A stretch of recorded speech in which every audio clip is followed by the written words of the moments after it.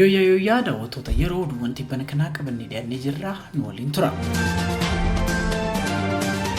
Ministeerri maallaqaa sababa waraana kaaba Itoophiyaatti gaggeesseen baasiin dabalataa waan isa barbaachiseef mana maree ministeerotaatiif bajeta dabalataa birrii biiliyoona 122 ta'uu gaafate. Ministeerichi akka beeksisetti tokkoffaa sababa waraana mudateen baasiin dabalataa barbaachisu, lammaffaa galii mootummaan walitti qabu kaffaltii gaafatame deebisuun ulfaataa waan ta'eef, akkasumas immoo sadaffaa irratti baasii dabalataa jiru bajeta adda addaa walitti fiduun deebisuun waan hin danda'amneef dabalata gaafateera jedhee jira. Bajetni dabalataa kun nageenya biyyaa eeguuf deeggarsa namoomaaf lammiilee waraanaa fi walitti bu'iinsa miidhaan irra gahee deebisanii bayyanachiisuu fi hojii mootummaa biroo raawwachiisuuf kan oolu ta'uu ministeerichi himee jira. Waraanni naannoo Tigraay keessatti eegalee waggaa tokko ol ture gara naannoo Amaaraa fi Affaaritti babal'achuun badii guddaa kan geessise yoo ta'u, mootummaan baasii guddaa baasisuun diinagdee biyyaa irratti dhiibbaa guddaa geessisuu isaa ni himama. Bajetni dabalataa bara kanaa ministeerichi gaafate kun kan bara darbeen dachaa afurii ni caala. Gaaffiin dhiyaate kunis mana maree ministeerotaatiin ilaallamee paarlaamaa biyyattiif kan dhiyaatu yoo ta'u, fudhatama yoo argatee kallattumaan hojiirra kan oolu ta'uusaa ministeerichi ibseera.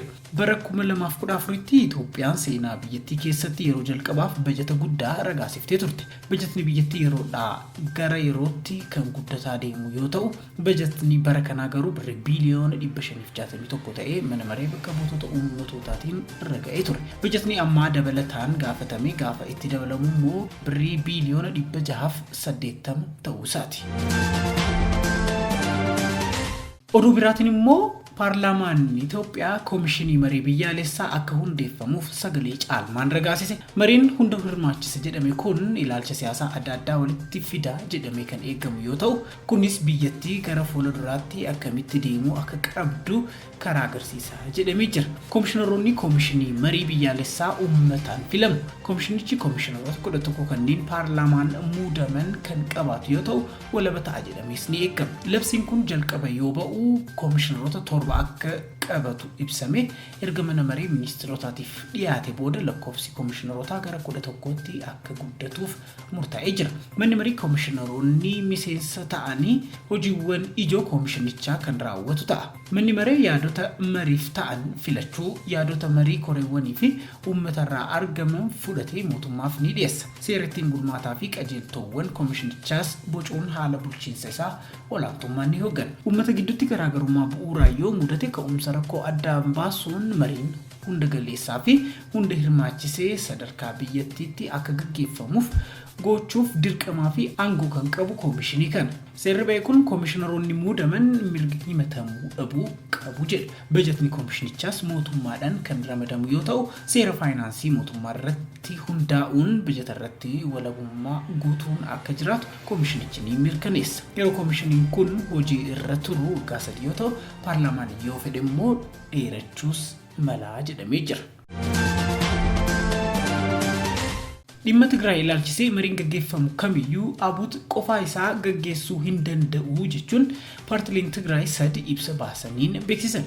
Saalsaay Wayyaanee Tigraay Baayitoonaa akkasumas Gudub Natsaannat Tigraay ibsa baasaniin kanaan hawaasni addunyaa wal waraansi karaa nagaan akka xumuramu yaalii taasisaa jiru ni dinqisiifannaa jedhan. Rakkoon jiru karaa nagaan akka furamu, haleellaan samii Tigraay irratti gaggeeffamu hawaasni addunyaa akka dhaabsisu, gargaarsi dhala namaa daanqaa malee akka seenu akkasumas biyyooti walitti bu'iinsa kana keessa harka galfatan jedhanis gocha kanarraa akka of qusatan gochuun tarkaanfii qabatamaa akka fudhatamuuf gaafatan. Nagaan waraanaan argamus paartiilee Tigraay keessa hundaa fi humnoonni Tigraay hundi marii hirmaachiseen ta'uu hubachiisee jira. Hawaasni addunyaas kan hubachuun deemsa nageenyaa gaggeessuu qabaa jedhaniiru.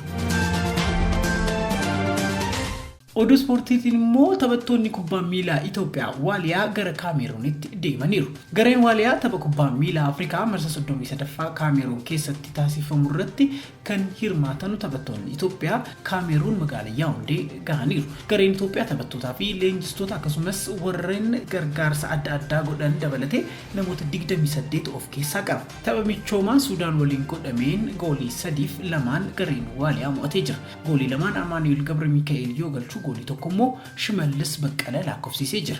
Tapha kubbaa miilaa Afrikaa yookiin African Cup of Nations marsaa 33ffaa kanarratti gareen 24 ni hirmaatu. Garee Itoophiyaan itti ramadamte keessatti Kaameroon, Burkina Faasoo fi Keep Verde ni argamu. Taphni inni jalqabaa gaafa guyyaa ammajjii tokko magaalaa Yaoundé keessatti jalqabame ammajjii 27tti muummee argata jedhamee ni eegama.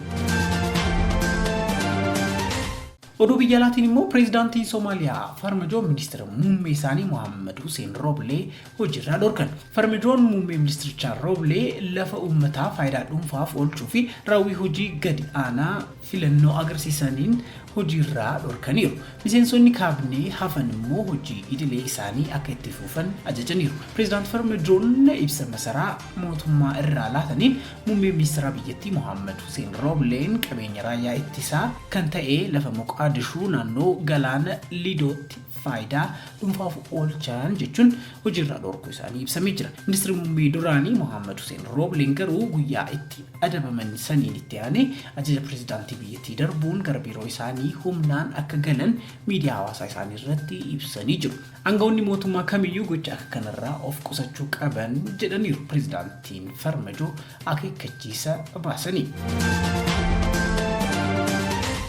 Odeeffannoowwan filannee qabannee dhiyaannee kanneen fakkaatu waan nu faana turtaniif ol kaanee galatoomaa isiniin jenna. Odeeffannoowwan amanamoo ta'anii fi yeroo isaanii eeggatan argatuuf weebsaayitii keenya www.yeroo.org daawwadhaa. Akkasumas fuula feesbuukii keenya laayik godhaa. YouTube irrattis nu argattu. Obboleessaa Lolaa ture nagaatti.